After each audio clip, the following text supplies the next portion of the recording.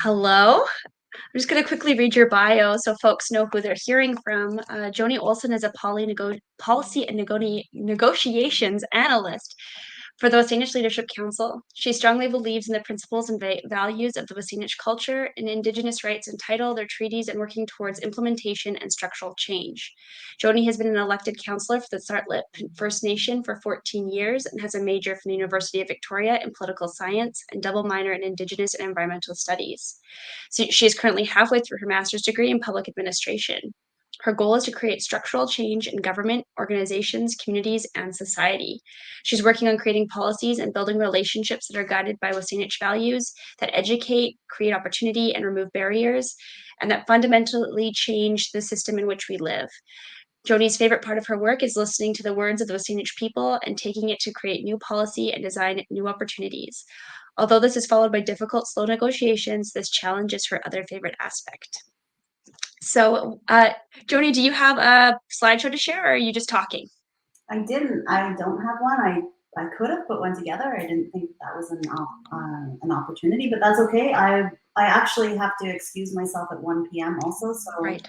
I'll have plenty to say. I'm sorry. I'm in negotiations this afternoon, and I'm on a coworker's computer because mine wouldn't take the form in which we're using today, unfortunately. So It's probably best that you are just speaking then because of all of the technical issues anyway. Right.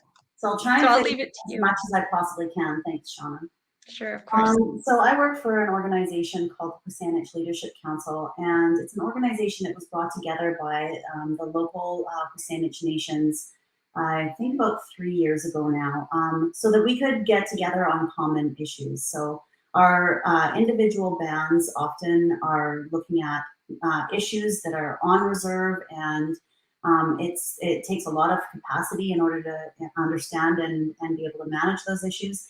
And it seems like the ever sort of increasing demand of government consultation or organized consultation or external sort of organizing the needs of external organizations were something that was very difficult and not very well funded or provided capacity for small First Nations to be able to manage those things, such as referrals coming in or treaty negotiations or that kind of thing. So the WSÁNEĆ Leadership Council has mandates from each topics that we have the mandate to discuss on behalf of the nations.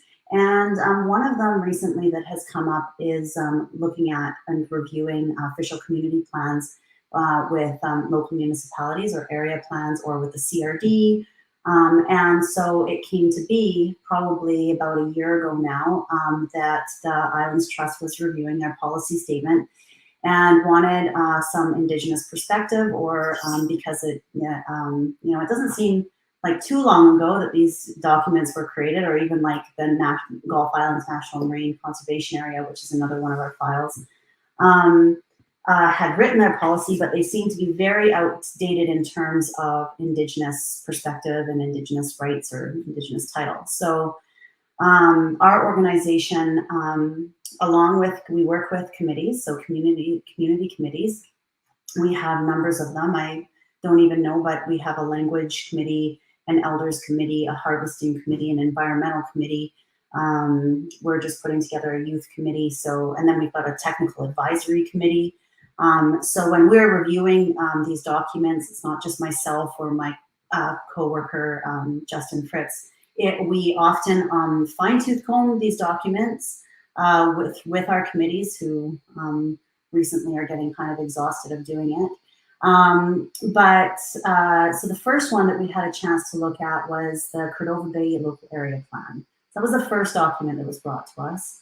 And they really, moving through that document, it's got all the same types of inner workings as other local area plans or policy statements in order to sort of care for land and look at, how to manage the resources and such, and how to sort of integrate Indigenous culture and history into those places.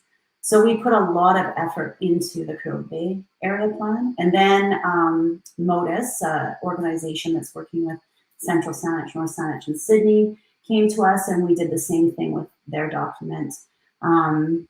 We also worked with a local organization on putting together a bioregional framework for the Saanich Peninsula. So looking at and identifying sort of issues within sort of the environment in our local area.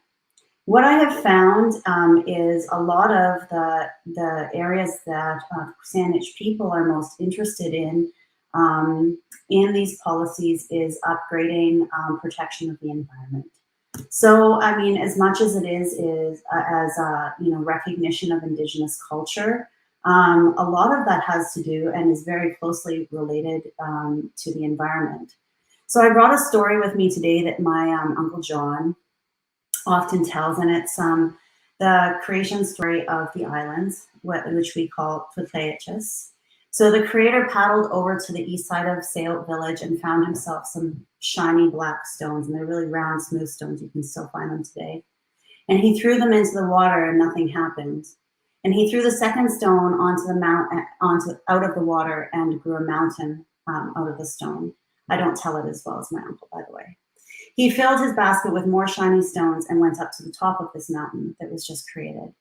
And the people followed him up to the top of that mountain where there was a rock-faced cliff on the mountain.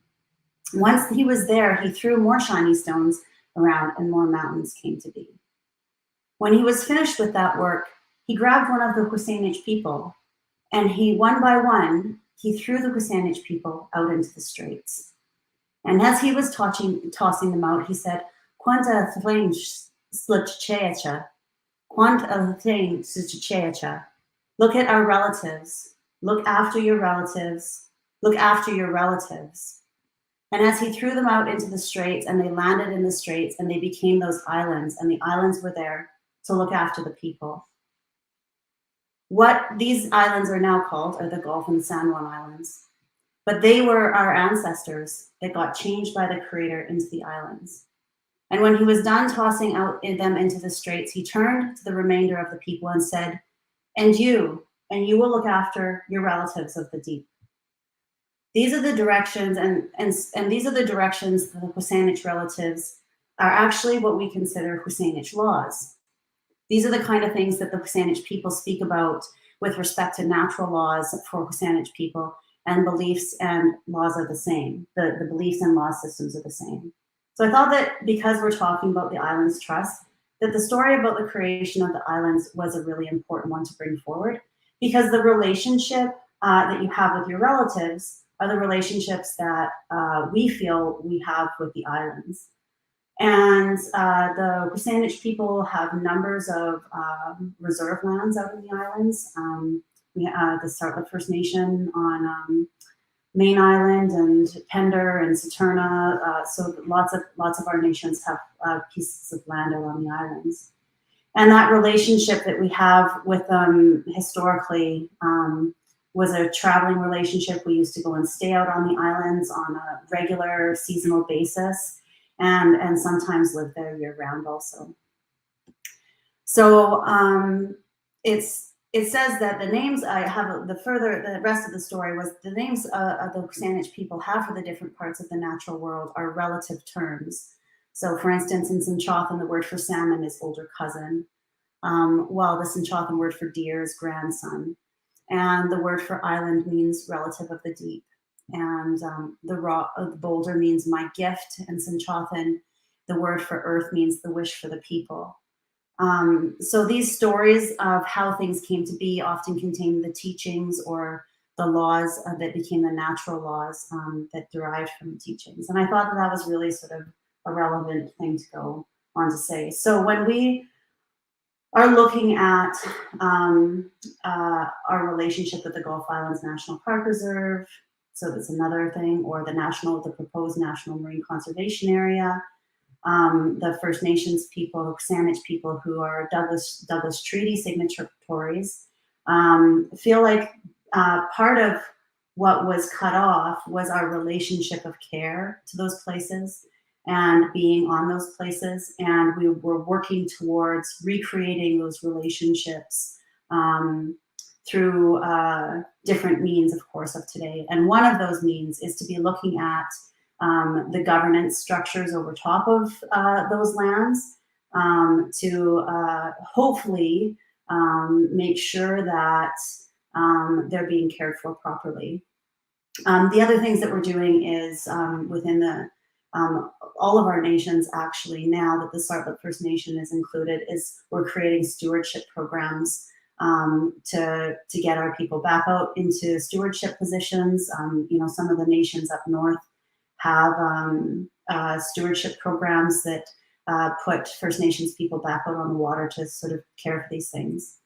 Some of the policies that we look at that are problematic within municipalities and possibly within the Islands Trust, if I'm remembering correctly, have to do with pollution. And one of them is, one of the polluters that we found challenging in our territory is septic systems. And they seem kind of harmless to begin with, but in talking with North Saanich and Central Saanich, we talk about, you know, agricultural land and food security, and how important food security is to, and even more so now as we sort of see the climate changing and highways being taken out, and we can all sort of relate to food security.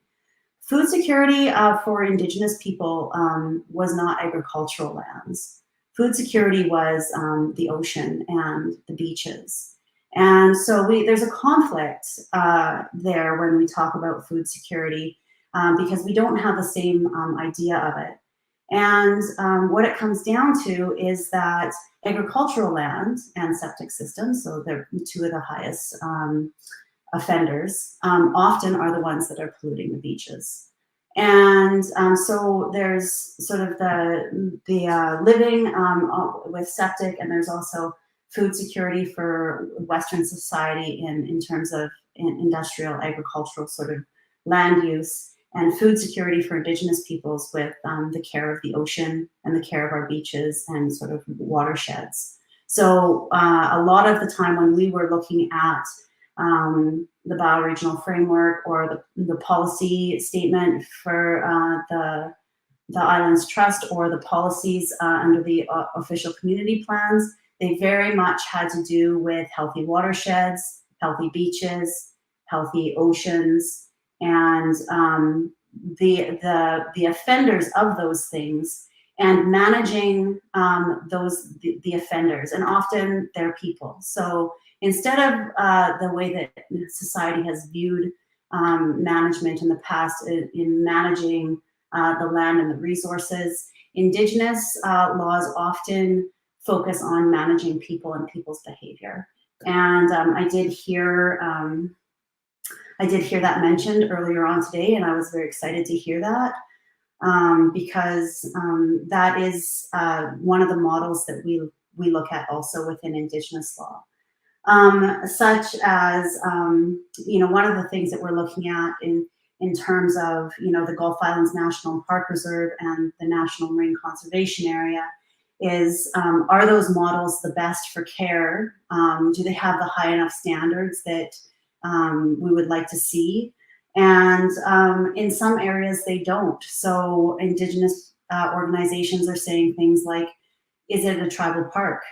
Is that a better way of managing land?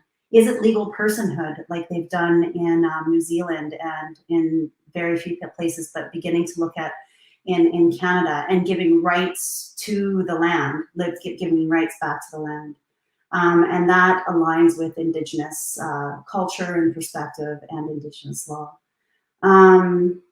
So I think that I touched on a few of the things that the WSÁNEĆ Leadership Council has been doing in terms of looking at how we can incorporate Indigenous perspective into policy structures for that, you know, that structural change that we all talk about that we need, and what are those cultural values, and how can they, you know, fit into those sort of different structures. And a lot of them have to do with managing human behavior, where we tread lightly, and giving our relatives, as we see them, the rights to be healthy environments and to not be overused or abused.